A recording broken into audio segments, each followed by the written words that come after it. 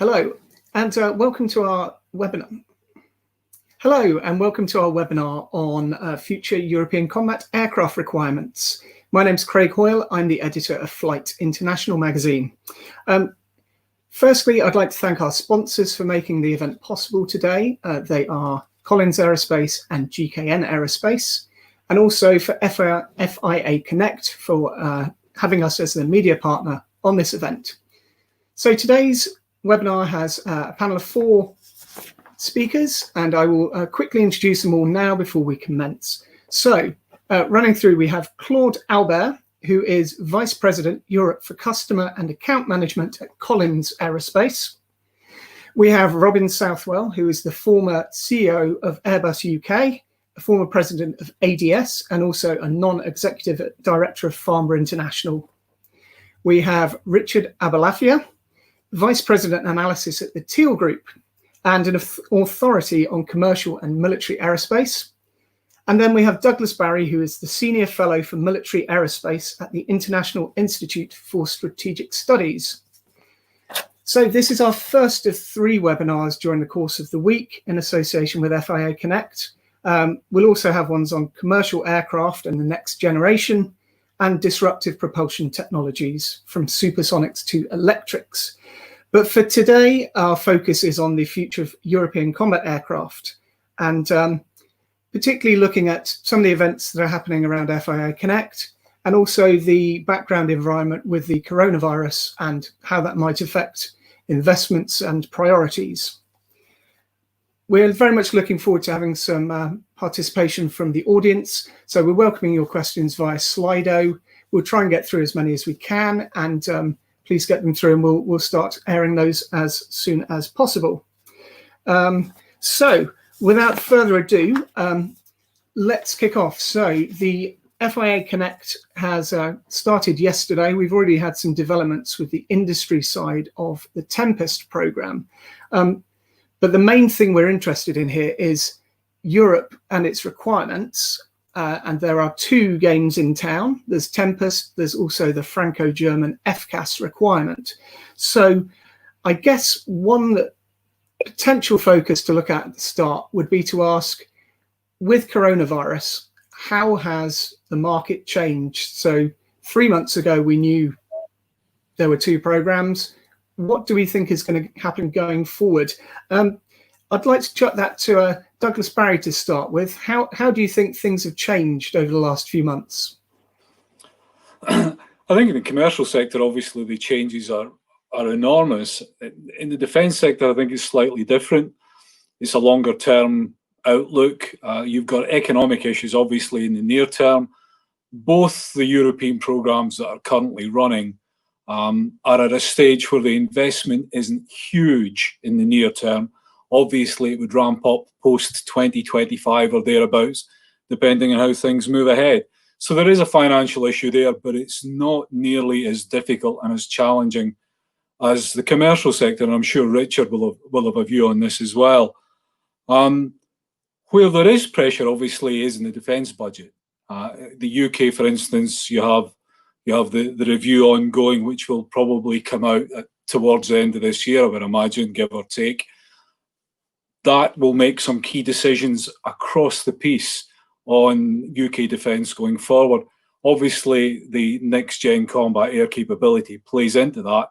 But as I say, I think that the near-term pressures are going to lie elsewhere. So actually, in terms of the COVID impact, commercial sector, very, very damaging and very difficult. Defence aerospace sector, less so. And actually, it may pick up simply because governments may feel obligated to try and put money into a bit of the aerospace sector where there is potential for growth and to bolster the commercial side of the house through defence investments. Thanks, Doug. One for Robin Southwell. So on the industry side of things, we hear a lot about the prosperity agenda and getting business to get us out of the hole we're in at the moment. So from the sort of big UK industry side of things, for companies like Airbus, for companies like BAE Systems, how big a deal as something like the FCAS and Tempest program to look the next sort of 20 years and say, here's a real sort of business case that we can develop? Well, looking at it, let me start from a British aerospace perspective, which is another way of saying a UK perspective, I guess, to an extent. FCAS and the continuation of the team that throughout history since the Second World War has effectively allowed the UK to develop its own fighters. There is a clear need to keep that team together. And that's really at the heart of the investment that has taken place to date in Tempest. I don't believe that has changed one iota, although the big issue for the UK is where can the UK find a home for that capability? What does the UK bring? It brings a tremendous amount of intellectual property, experience. It brings a home market. It brings an air force that tends to use the weapon, and it brings an export channel. But at the moment, if we're looking specifically at your question, Craig, we've got a sort of bit of genteel anarchy going on, really, amongst the players, in as much as the states clearly would accommodate us to be more engaged and involved in their programs, although as F-35, although as a German colleague in Airbus once said to me, we always end up making the rear toilet doors. So we must be aware of the degree of noble work that would be associated with that. And then you've got on the other side of the coin, and this is where the dynamic becomes interesting, is that France and Germany are really clear where they're going with this. And what they're clear is they're going with it in their direction and not including the UK, certainly as a tier one. Yes, they will say they'd love us to be involved, but the word involved has many different nuances. And France and Germany have made it clear. Galileo was an early example of that. This program is another example. And amongst many very large and strategic programs, I can include the next generation of main battle tank for the armies. They've said they'd be very interested to involve the UK, but not at the top table. So the UK has to define and decide what its role will be going forward. And you see in the press some of the tensions and concerns in trying to create critical mass, both in terms of engaging within Europe and engaging on a global scale, countries like India, Japan, etc. And unless you get to that critical mass of credibility, I'm afraid to say the UK could end up being a second-tier player, as they undoubtedly would be if they folded into either a US or the European program. I don't know whether that was a fair or clear synopsis of where we are, Craig. That's great. Thank you, Robin. So if I could go next to Claude Albert from Collins Aerospace. So one of the announcements we had on the opening day of FIA Connect was the new partners coming into the Tempest activity. Collins Aerospace is one of those 7 companies who is named in there. So can you explain from the sort of outside view, as one of the parts of Raytheon Technologies, how are you able to take part in the UK program or the Franco-German program? How have you managed to achieve that? Yes, look, we have significant content on Airbus and Boeing, and why do we have that? Because they selected us because we bring the best value and the more innovative solutions. And this is exactly what we're expecting as well for Tempest and FCAS. Now, Craig, we understand perfectly the sovereignty requirements, the no constraints or limitation for when a country wants to engage their armed forces, no constraints for addressing the export market, and the ability to provide lifetime modification, enhancement, and support to the capabilities. We understand as well the industrial strategies in the UK and in the EU linked to this those sovereignty requirements, local IP creation, local job creation. So to to understand your question, the way we address those programs is with the capabilities that we have locally. To make it clear, we are British in the UK. We have 5,000 employees, 1,300 engineers in the UK. We have Center of Excellences, which are relevant to the technology for fighters in actuation. And you have seen that yesterday we joined Team Tempest, and with the first type of technology being actuations. But there are other, like inertial or terrain-based navigation, simulation training, network communication, power and control, which are local and located in the UK. Europe, same. We are European in the EU, and particularly for FCAS in Germany, in France, and don't forget Spain. Spain is the third country to come in. We have 7,000 employees there, 15,000 engineers, and a number of Center of Excellence also on the continent. And what we call a Center of Excellence means local product line, including design, manufacturing, and support, all the IP creation that is addressing the European market, but also addressing the world. So in avionics, cockpit system, oxygen system, etc. So to summarize, our business in the UK and in the EU are done through national companies, and some of them, by the way, anchored in the history, with roots at the beginning of last century, with national employees generating national sovereign IP in their respective countries, and developing products and systems free of US export restrictions. And by the way, Craig, this is a concept that we are very used to deploying in Europe. For example, we have significant content, indigenous developed content on platforms like Eurofighter with the mission computer, or on others, the Hawk or the A400M. So that's basically how we address those programs. Fantastic. Thank you, Claude. So I think probably we'll have a bit of an international perspective. So Richard, from across the pond, how do our friends in Washington view the whole idea of Europe looking to develop not only a future combat air system, but potentially two? And should we just be looking at what F-35 is doing or Digital Century series? Yeah, I mean, there are many different issues when it comes to the Washington view. Not to speak for all of Washington, matter of fact, I would make a point that right now we've got one of the least internationally minded administrations ever. So perhaps there's a bit of a lack of concern about international industrial cooperation. Perhaps that'll change come next year. But right now, I don't think there's a whole lot of attention paid at the government level.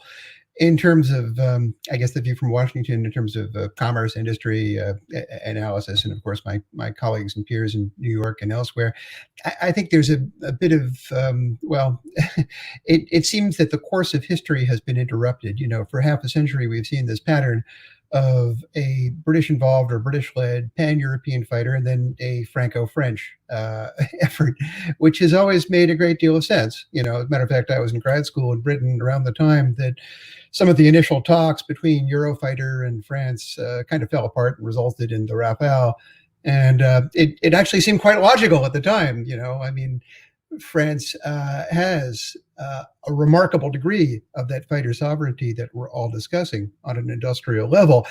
I'm not sure how they would compromise with any of that, which raises the question, of course, of how a Franco-German fighter is supposed to work when there's probably not going to be a whole lot of work led away from Dassault, Safran, Thales, whereas Tempest, I think the view is, from Washington at least, that's a far more international, a far more global product with, companies like Claude's able to participate in on some level, even taking into account the requirements of ITAR. So I think the view is, the British fighter is the Tempest is something that can be worked with, whereas SCAF just looks like it might just turn into, well, another Franco-French program with or without the Germans. It doesn't look like history has been changed in any way except for the Brexit dynamic, which of course is a completely different kettle of fish altogether. Thank you, Richard. We've got some questions coming in. So one which I've got here, which is anonymous, is a question I was going to ask anyway. Is there an appetite or an ability for Europe to have two programs running simultaneously that, when you look at them, are remarkably similar? They both have a new generation fighter, they have a remote capability or loyal wingman, and advanced weapons. Can we afford to have two, or is it even a good thing to have two, so that we don't, say, have an F-35 experience where all eggs are in one basket and it just proves too big to keep on top of? And I'll pitch that too. So let's start with Doug. I suspect we'll all have slightly different answers on this one. Two European programs. Well, if the alternative is one European program and the rest of the European sector not doing a program, I think the answer is you live with two programs, just because the damage is otherwise pretty awful. Defence industrial consolidation in the aerospace sector in Europe is probably the most consolidated of all of the domains in defence terms in Europe, and it still isn't consolidated enough, arguably. I mean, there's a thought exercise to be had in saying, well, what would have happened if the EADS BAE Systems merger had actually happened? Would that have presented perhaps France and Dassault with a fait accompli where they would have nowhere else to go? You know, who can tell? So the situation is you're left with two potentially competing projects, which are very similar in many ways, hardly surprising. I mean, if you look at the mold lines of a modern combat aircraft, they all look like slightly bigger or slightly smaller versions of each other at the moment, because physics has certain laws, and combat aircraft actually respond to those. So you have that issue.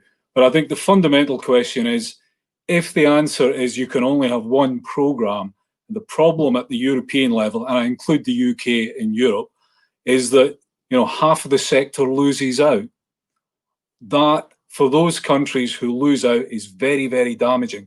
And you've got to remember there is a terribly strong national element still in all of this. Certainly the French, I would not expect to give that up. And I actually don't think the UK will either. Thank you.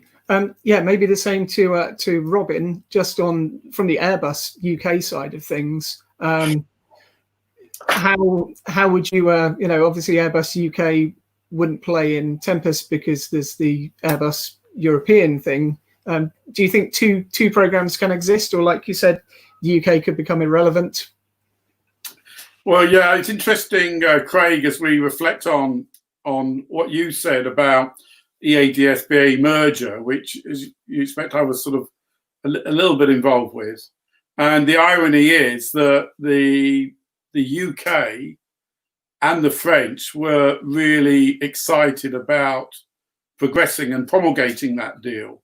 It was Angela Merkel who vetoed it and did a de Gaulle no to stop that actually happening, which is somewhat ironic, because the relationship between France and the UK has always been the most mysterious and eclectic. And that's at the heart, I think, of this debate still, because it's been very difficult for France and the UK to come together, as Richard mentioned, because both countries want to be in charge of the programme, and it's very difficult to unwind that. So what you're going to have, it seems to me at the moment, is definitely a Franco-German axis, which is driven politically top down. France and Germany, when the UK decided to Brexit, they made it very clear, right, we're on our own now, or more accurately, UK is on its own now, and we were and will increasingly be removed from tier one top table for many, European programs. I think that's a dynamic which we can't ignore in these discussions going forward. to answer your question specifically, yes, you can have two programs. It just means that they'll be much more expensive, because programs of this nature, the non-recurring or the investment in development and design is the significant element of the cost of the program. And if you're spreading it over one project, which probably would mean fewer customers, then your ability to amortize it is increasingly more difficult. Can I finally add one point that I think what we're looking at going forward is not really a product in its own right, but it's something that fits into other elements of the product. And it's the integration, which is going to be very interesting going forward. I mean, the UK has, with F-35 and the purchase of the P-8 Orion and working with the Americans closely, made it very clear that it will integrate its air activities within that total C4, or some people call it now C5 environment. Whatever comes along going forward, if it's unable to integrate within other layers of technology, then its capability will be diminished. And you'll see the debate as we move away from the traditional areas that Doug mentioned of what's the politics and what do the French and the Brits think of each other, to one which is really, in terms of capability, is driven by technology accessibility. Thank you, Robin. Yes, so let's go to Claude Albert from Collins Aerospace. Claude, 2 or 1? Yeah, I don't want to debate the politics or the geopolitics. I'm more looking at what's going on, what's happening now, and maybe have a different scenario that is possible. Look, today, at least for now, our understanding is that there are some huge differences in the concept of operations between the Tempest and FCAS. As an example, FCAS would be manned and Tempest would be optionally manned, which is fundamentally different. And obviously there is all the industry makeup and program structure that is different between those two programs. So what could be a scenario is a scenario where, through industrial or national bilateral arrangement, there could be cooperation in certain technological areas, allowing for the differences in CONOPS on one side, but also providing economic benefit to the development cost. It has been said, those NRE are huge on both sides. And so having some of the technology bricks together could help. Because those fighters, they will be part of combat systems. Besides the fighter, there will be other elements like remote carriers, collateral assets, combat cloud. This is a system of systems, and so there is a lot of areas where technological collaboration and cooperation could be taking place, whereas there are two different fighters. Great, thank you, Claude. So back to the online questions. So I have one here which is directed to Douglas Barry from IISS, but I'll also get Richard to give his opinion once Doug's had a word. So the question is, given Chinese and Russian development trends in TAC Air, are we on the right path with expensive manned fighters in the 2035 to 2040 timeframe? And that's come from Yusuf Malik at Defense IQ. Well, I suppose the question is, in a way, it is a crewed combat aircraft the right answer to the exam question that some of our potential rival states, as it were, might poses. Su-57 fell in J-20, capable, large, carry a decent payload, go a long way. Neither yet fully in service. The Chinese J-20 is just entering service. The Felon is about a decade late, really on the original timescale. In terms of addressing them, to go back to Claude's point, I think it was a very good point about you're talking about a range of platforms, some inhabited, some not, that do the job collectively, as it were. Is a crewed combat aircraft part of that picture? Absolutely. I'm sure Richard, well, without putting words in his mouth, would say the same thing. But we've been round this house before in terms of it's the death of the crewed combat aircraft. You know, we were there in the early 2000s. The current generation, so the F-35 was going to be the last crewed combat aircraft you would see. Everything was going to go uninhabited.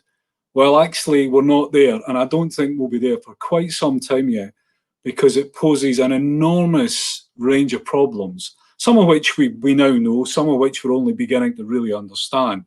So I think you're at least one iteration of crewed combat aircraft away from going completely uninhabited, if indeed that's ever the case. Richard? Doug, you can certainly speak for me anytime. It'll probably make me sound smarter, so please, by all means.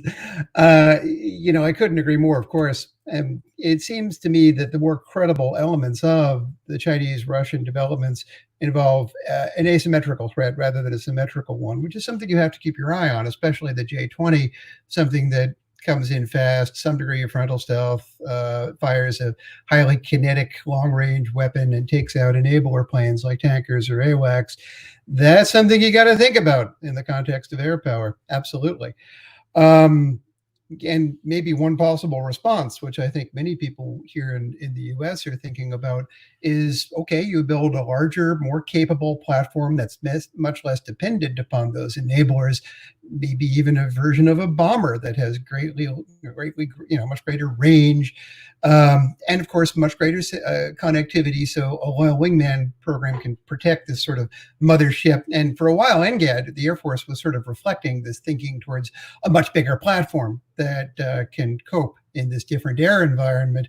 However, getting back to Doug's point, yeah, I mean, we tend to overstate the maturity of flamboyant new technologies like that. Is something like that coming? Absolutely. Will it be truly effective in the time frame we're talking about? No, I doubt it. And so we're left with, yes, another generation of, frankly, the only platform that has demonstrated relevance in, well, whether it's fill-up warfighting, peacekeeping, and nation building, or counterinsurgency, it has relevance. So as a tool of geopolitical statecraft, it's essential to have something like this, whether you build it or whether you buy it. So yeah, I agree completely there with Doug. Great, thank you very much, Richard. So just before we go to a few more questions online, I'll just chuck one into the mix. So I mean, I think we partly covered this, but perhaps from an industry perspective, do we need a sort of Gucci new platform at all here? Obviously, we have platforms like Typhoon, Rafale, F-35, which are terrifically capable fighter aircraft. The smart things in FCAS are things like the Loyal Wingman, like the data networks and the combat cloud that will support them, and the long-range effector weapons. So do you think there's a potential that perhaps the future combat aircraft might not be there, but these elements like the combat cloud, the long-range weapons, will come sooner and will go onto the platforms that we're flying today? I will pitch that. So firstly, perhaps Claude, Albert, on the industry perspective, do you think the technology is more important than the platform here? Well, I don't think the technology is more important, but you know, it is about fighting the war of tomorrow, not fighting the war of yesterday. And the war of tomorrow will be with enhanced situation awareness, with connected assets, with remote effectors. There are a number of new technologies that are required to keep superiority on the battlefield, and so assets like the Eurofighter or the Rafale or the A400M, etc., will most certainly, at least at the beginning, be part of this system of systems, but they will need to be connected as well into the system.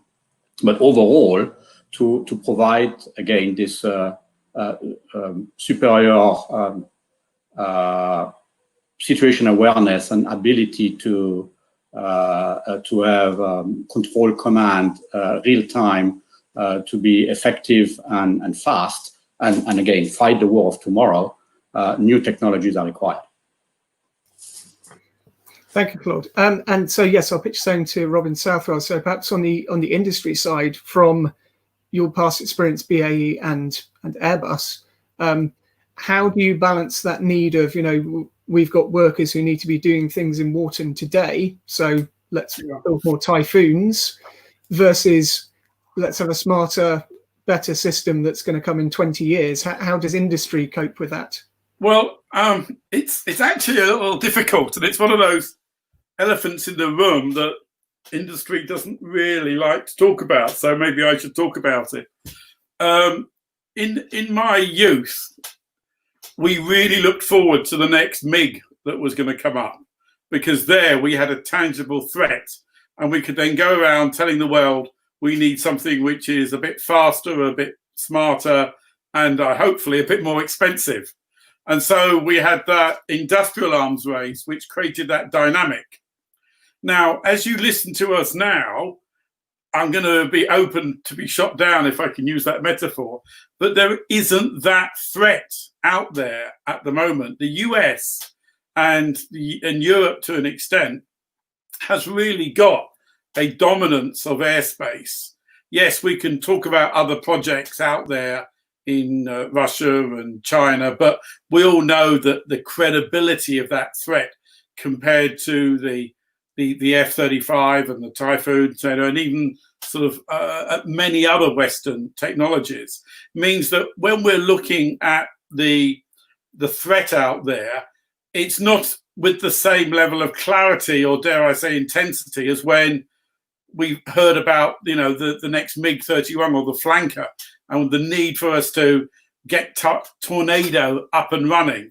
And so we are, in a sense, arguing with ourselves here, and we're, in a sense, looking at the technology that's out there and seeing and second-guessing what could be opportune going forward to make use of this massive capability increase in terms of computerization, integration, systems of systems, which are concepts and capabilities which we're still struggling to optimize and maximize. F-35 has gone a long way to doing that, but then you start saying, what if? Where can we go? So in effect, the competition is the ability to actually deliver effectivity using what we have, rather than what's Russia going to bring out next, because really they're not bringing out a lot.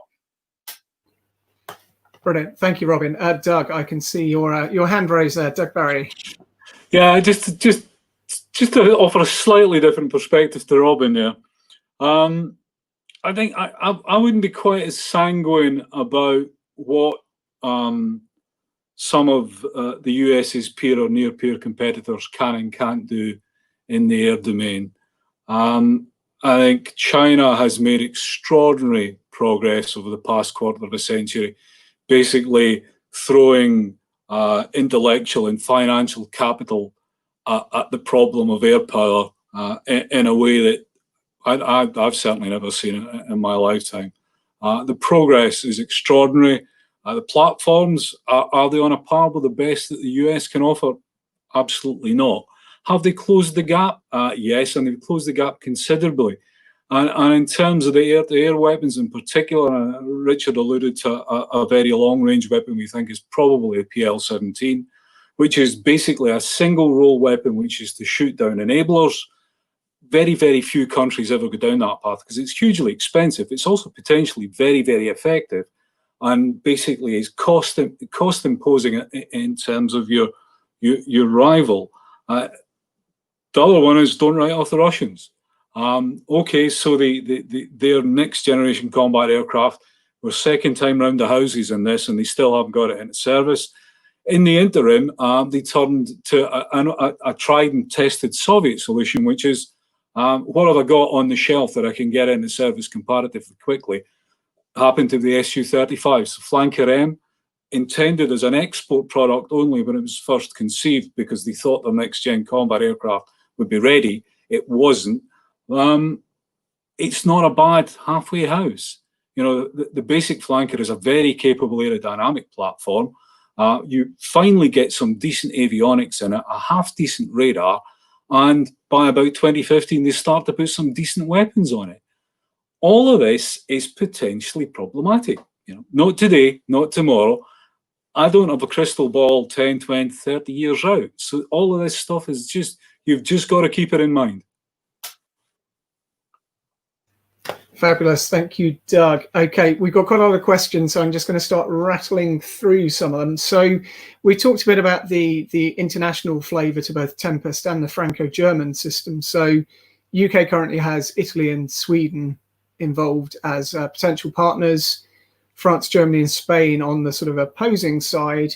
There are outliers there. So Turkey is doing its own thing ostensibly, but how do we think someone like Japan, which has its future fighter requirement, should it get involved with something like Tempest, or should it do its own thing? And how much is that going to be a problem for both programs, basically, that they want international partners, but lots of people out there want to do all of this themselves? Let's maybe start with Richard Abulafia on that one to start with.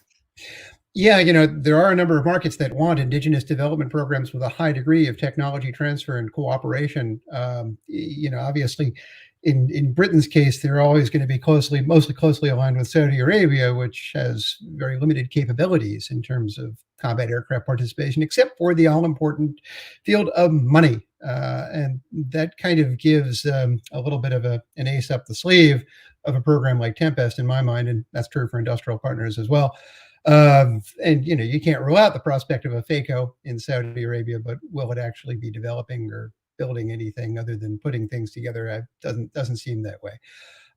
Japan is a fascinating one because, of course, they went down this path with the F2 as a co-development of the F-16 that was to use a slightly Anglo term, but not absolutely uniformly flawless as a concept. And I think they want to be mindful about splitting the difference between a purely indigenous program like the F3 development platform or merely F-35 off the shelf or some other off the shelf. It's hard to see how they could make that decision. It's very tough. And if they do go down the middle and say, well, let's cooperate with somebody, it's also hard to see how they would break away from the U.S.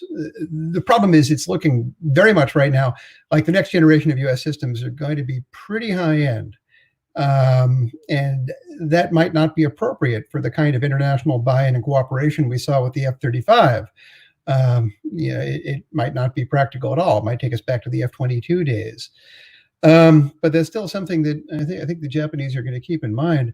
What is interesting, though, is that the Japanese have made the tentative decision to not keep going with an F-35 FACO in country. That means they're either keeping their powder dry for presumably Mitsubishi-led program that could involve any number of people, or it could mean that they're abandoning the concept of fighter sovereignty. And they just haven't been able to come out and say that yet because, of course, it would annoy a lot of people in industry and the JASDF. And, of course, there are other folks out there in the world of non-aligned fighter producers who show no real interest in high-level international cooperation. I'm afraid Turkey is very much in that camp. India's been there for 30-something years now. Thank you, Richard. I can't resist the opportunity to pitch this one to Robin Southwell. So obviously on the Airbus UK side of things, you've had plenty of experience in the past on programs like A400M, 7 nations, Typhoon, 4 nations. When we talk to Tempest people now, they sort of say, well, we'll take the good bits from Typhoon and avoid the complications of the industrial work share. How easy is it to change that mindset from, I'm paying 25%, so I want 25% of the work, to this sort of best in breed model that they're now speaking about? Yeah, I'm definitely trying to have an argument with one of you here, and I'll have another go. I'll have a go at Claude, because Claude, I think it starts at the top, not at the technology. And I think you as a Frenchman would agree with that, if not on screen. In as much as if you don't have like nations with similar strategic visions and ambitions working together, then you're going to be in big trouble. And you may be able to paper it over by talking about shared technology, but if at the end of the day they're not on the same journey, then you've got a real issue. And the problem for the UK, not the problem, the challenge for the UK in coming out of Brexit, if I can be UK orientated now for a second, which I think is appropriate, the UK has got to forge its own journey. Yeah, and it's got three clear options, in my opinion. One, make an accommodation with the States, but try and get some proper noble work out of it. Come in with Franco-German as a second-tier player, accepting French leadership, or genuinely try and forge a global leadership role for itself with the partners that we refer to. And these are credible partners. You know, Sweden, dare I say, produces one of the finest fighter aircraft in the world. Italy has got enormous technology and enormous intellectual property. You know, Leonardo is one of the great avionics companies. And then you look at the UK as it tries to rewrite its opening chapter in a new world. You know, the relationships it does have with Canada and with Australia, and yes, dare I say India. The loss of Eurofighter to India was a real loss. And it's something where India and the UK have a good heritage and a good relationship going back. And then you move around to creating, as I said at the beginning, that could the UK create that critical mass? And that is, I think, the big question which comes out of your question to me. And I don't quite frankly know the answer to that at the moment. But those are the three options. And we haven't managed to work out which way the Brits are going to go yet. Thank you, Robin. I have to give Claude Albert from Collins Aerospace a chance to come back in on that. And perhaps, Claude, just on the sort of multinational company with presences in the different nations. So you spoke about being European in Europe and British in the UK. Is there enough work in each of these projects to make it worthwhile for a company like yourself? Yeah, well, definitely yes. These are huge projects. Coming back to the previous question, yes, definitely there are lessons to be learned from programs like the Eurofighter or the NH90, which means lessons not to be repeated, lessons to be learned but not repeated. Now, this being said, a country that is funding 1/3 of a program will want to have some geographical return. And so company like ours that are in number of places can actually be driver in having cooperation and collaborations between the countries, as well as, by the way, working together with SMEs in the various countries and research centers. So there are certainly a lot of lessons to be learned, and again, not to be repeated. And by the way, it's not only about the geographical return; it is also about the CONOPS, the concept of operations. Look how many versions of NH90 are there in the market. Almost each of the countries have a different NH90. Well, this doesn't help reducing the cost and enabling a long-term sustainment and support program. So there are a number of things, if you want, that have to be looked at. And again, we're ready to bring our best value and experience to those programs. Great, thank you very much, Claude. So we're coming up to 15 minutes to go. We have a lot of questions here. So what I suggest we do is I will pick questions, I will fire to one individual person and then rattle on to the next question. If anybody's got a really burning issue in response, please raise your hand, I'll see you and I can carry on from there. So let's kick off for the first one here, which is from Richard Fowler at Janes. And this is basically asking, I'll put this to Richard Abalafia from Teal Group. So with the FCAS and Tempest program coming, is there still potential for versions of Eurofighter, Gripen and Rafale to keep getting business? Or will people just look at it and say, I'll wait 15 years and get this newer, shinier thing that's coming down the track. Yeah, I mean, there are so many issues in that. Probably the biggest is what do you do for that bridge? Because, of course, you've got numbers ramping down at Eurofighter right now. You've got Rafale doing very well, but, obviously the French procurement numbers run out towards the end of the decade, and you never know where your next meal is coming from. So from a production standpoint, what is European industry doing in the 2030s before these systems come online in 2040? And I know 2035 is notional for Tempest, but let's go with 2040, just practical. So what happens, and what cooperation is there with governments for some kind of industry sustainment contract, either on a rebuild level or on a new build level? Getting to the point of new sales campaigns, it can't be easy. Of course, there'll be some people who know that having a full up proper export version of these planes is going to take another few years beyond that. So if they want a jet, say if you're Saudi Arabia and you want to keep your fleet going, with your 400 fast combat jets, whatever, you might want to place some kind of order in the 2030s. Still, again, not a lot of margin for error. And then we get into perhaps the biggest question, which we began with, which is, given the debt overhang associated with the pandemic that's going on right now, if governments in Europe behave the way the US probably will, and probably all governments behave, you put the cash into shovel-ready stimulus programs. That is to say, with jobs attached, rather than far-reaching R&D, which tend to have much lower jobs footprints. In other words, the answer to the question might be they'll be fine, but only at the expense of new generation system funding. Thank you, Richard. Okay, on to the next one. So I don't think we covered it too much detail earlier. Perhaps one for Doug Barry at IISS to just quickly pitch in on. So this is from Harry Lai at Global Defence Technology. So UK Defence Secretary said he expects a reversal of the crewed-uncrewed mix by 2040, just after Tempest's entry into service. So is UK on the wrong track, either saying it'll be manned or it'll be optionally? Should it just go straight to unmanned? I wouldn't put a huge amount of stock in the exact figures that the Secretary of State for Defence was giving. I think it's indicative of the way that things will go, that there will be a mixed environment between crewed combat platforms and uninhabited kind of pilots, friends, adjuncts, loyal wingmen, call them what you will.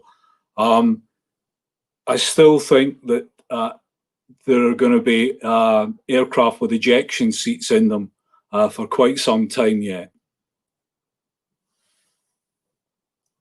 Great, thank you very much. Okay, so Claude, I don't think this is a particular Collins area of expertise, but in terms of manufacturing and technology into these new programs, are we going to be much more composite in terms of airframe? And perhaps from your company's perspective, if it does go that sort of way, does that have any technology implications for you?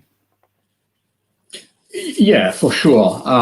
It is about new materials. It is about digitalization of the factories. It is about 3D printing, additive manufacturing. And so there will be a number of new ways for designing and building those new assets, including, by the way, the support on the field.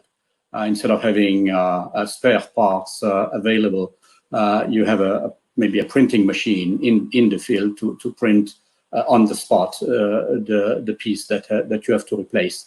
So a number of it's not only about the concept of operation and the connected battlefield I talked about before, and the aircraft being the node of a C2. It is also about new ways of building the aircraft. Now, on the material, which will be the material for those aircraft, obviously, is a number of things being worked on that we cannot enter into the details.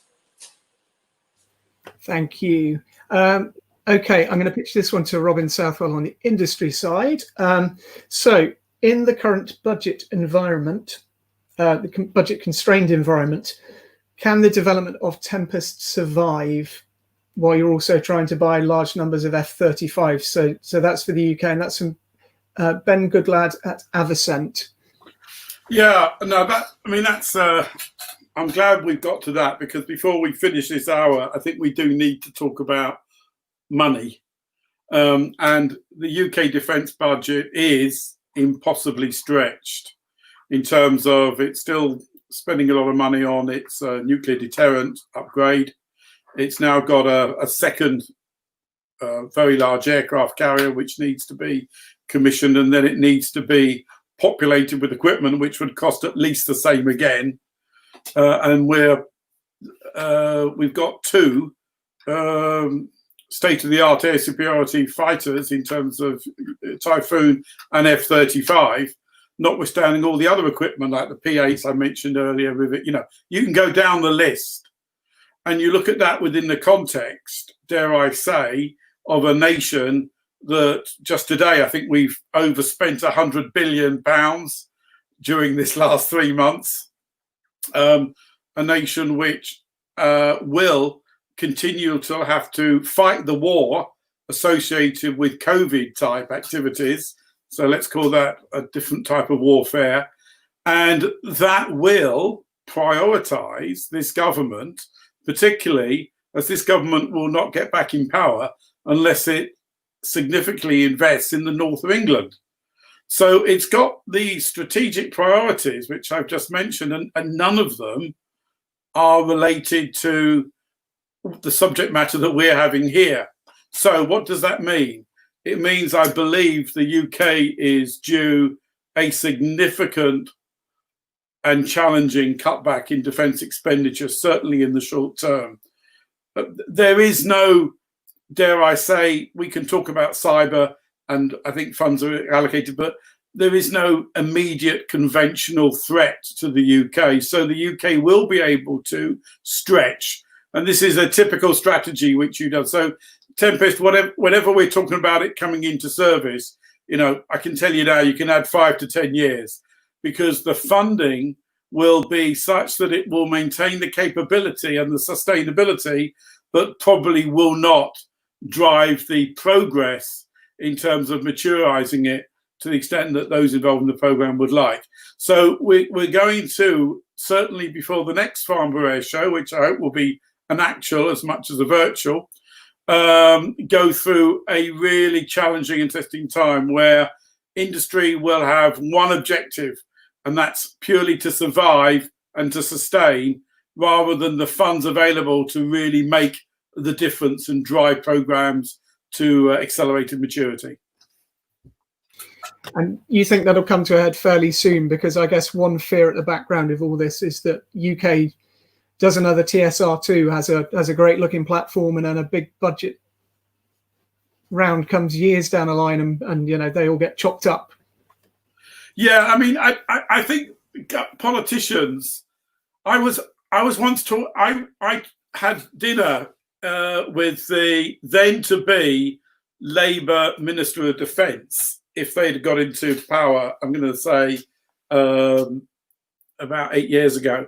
And he asked me, I won't say who he was, but he said, what is the one thing I mustn't do if I am the Minister of Defence for Labour? And I said, the one thing you mustn't do is to mothball an aircraft carrier, because then you will be hung by that.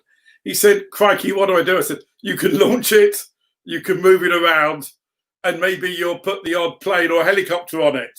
But whatever you do, even though it may not be combat ready, at least don't sink it. And I think within that maxim, you're going to see the UK stretching the elastic band and moving everything to the right with a high degree of dexterity, which only British politicians and Abbey Wood can do, to a remarkable extent. I think they'll rewrite the book on stretching out programs. Brilliant. Thank you, Robin. Doug, I think I saw your hand jump up there. Yeah, just to follow on from Robin's point, I think it's also worth keeping in mind, the 138 F-35s notionally, I think that's a very notional number. And at some point, somebody has to make a call on future fleet mix in terms of combat air in the UK. You know, committed to 4835Bs, talk about obviously more, and if we run 2 carriers, then definitely you would need more. You wouldn't need 138. That number is significantly lower. So there's an add-on in there that is occasionally talked about as an F-35A. That may come to pass. I don't think those decisions have been taken yet. And I think, to speak to Robin's point, I think kicking that ball as far down the road as you can before you have to go hard and fast on numbers, either for more 35s beyond the B model, if you're going to take some A's, or whatever emerges out of Team Tempest, I think is an interesting and very nuggety question indeed. Great, thank you very much, both. Okay, I've got one here, which is anonymous, and one from Bill Reed at Aerospace, which are both kind of similar. So, future combat air systems are going to hinge on things like the combat clouds behind them. Will we have the digital technology to do it? And is it any good if the British-Swedish one and the French-German one and the US one won't talk to each other, which is kind of how we have things at the moment. So how do we make sure everything's actually going to work properly? I'm not sure who's best on that. Claude, maybe on the industry side? Yeah, obviously the interoperability is a big deal. I mean, this doesn't do any good to have 3 or 4 systems not able to work together. And the history has shown us that we are going to war together, right? Wherever it is, and therefore, and by the way, then the current platforms therefore talk one to each other, and so providing an interoperability layer on all those platforms, either under the umbrella of NATO or one standard being the de facto standard, still to be seen. And there is the NATO replacement program of the AWACS, AFSC, which could be the one federating all that. Or there could be an interoperability bubble, and that is actually interacting with each of the bubble of each of the clouds of each of the systems. So there are multiple solutions on that that are there on technologically, and I think that the technology will be the big deal. It is more on the standards and the agreements between the nations to agree on how on which standard to agree on interoperability. Great, thank you very much. So I think we're down to about the last couple of minutes here. So perhaps if I do a very quick run around each of you, just say if there's any sort of closing thoughts you have. So I'll just go around as we have on the screen. So Richard Abulafia from Teal Group, any final takeaways? Yeah, you know, it's funny, getting back to Doug's comments about the prediction of the end of the last manned fighter coming from many decades now. This market is in great shape. You know, I mean, looking at the numbers, you know, the total industry footprint is pushing into 40, 50 billion and heading higher by all projections. And in other words, what we're talking about here is probably going to have relevance from a commercial market standpoint in terms of people buying things and people building things at very high levels for decades to come. Great, thank you. Doug Barry from IISS. I suppose that my parting thought, for what it's worth, would be, you know, it took Europe about a decade last time round the houses to figure out the industrial structures that would produce Rafale, Typhoon, and Gripen. You know, they started in the mid-70s. And the French walked out of the then 5-nation Eurofighter program, I think, in 1985. This time around the houses, I don't think it'll take a decade, but I don't think the current configurations are exactly those that will hopefully go ahead and produce the next-gen combat platforms. Fantastic. 30 seconds to go. Robin Southwell. If you look at your history, if there's a war in West Africa, if there's a war in North Africa or in the near Europe, then there is one nation that the UK traditionally and as of today will go to war with, and that is alongside with France. And if there's one nation that is showing a degree of isolationism akin to the late 30s, it's the USA. So remember, politics is first. Fantastic. Claude Albert from Collins Aerospace. Yeah, I would like to end also on a little bit of a positive and optimistic thing. Is obviously there is the COVID crisis today, and which is we are all experiencing challenges and reduction and realignment, etc. But look, when I was a young engineer in the 80s, we actually, this generation did design those aircraft that are flying today, the Eurofighter, the Rafale, the new technologies. The young engineers of today, and life is not easy for for some of them because of, but they will have the opportunity to design completely new aircraft and systems, both on the commercial side with the new green single aisle or those new combat air systems. So this is exciting, and this doesn't happen every year. This happens every 30 to 40 years, and so I want to finish on that positive comment. Fantastic. Thank you very much, gentlemen. So just in a summary, I'd like to thank again our sponsors who were Collins Aerospace and GKN Aerospace. I'd like to thank everybody for having watched, and thank you for your questions. Apologies if we couldn't get to everybody.